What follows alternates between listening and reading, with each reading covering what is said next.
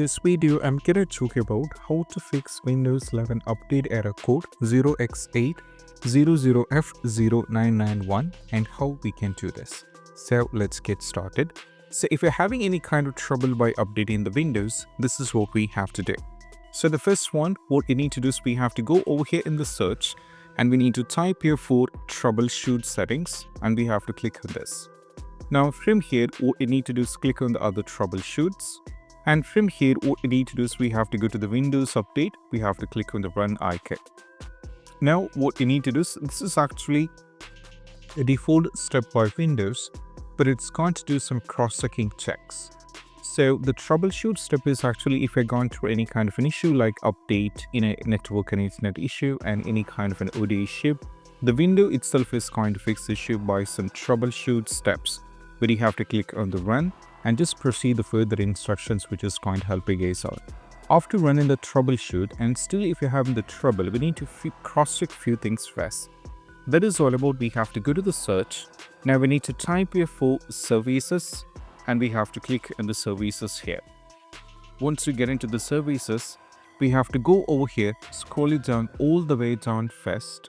Now we need to navigate to something here called Windows Update. We have to right click and go to the properties. Make sure the starter type is being set into automatic.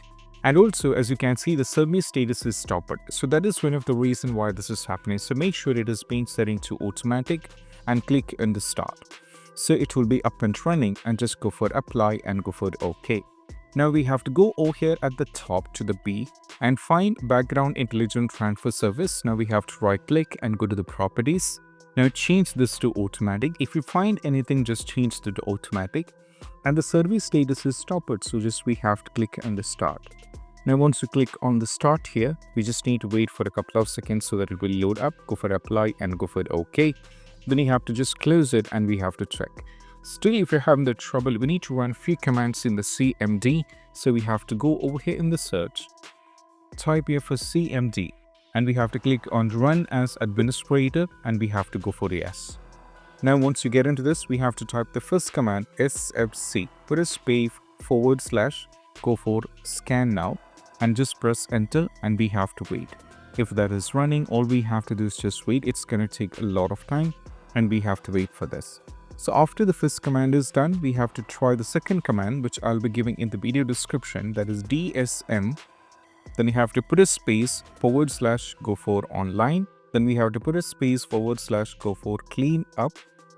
Then go for image. Then you have to put a space / go for restore health. You have to just type restore health. Then you have to just press enter. This is also a command which is going to cross check for the update error.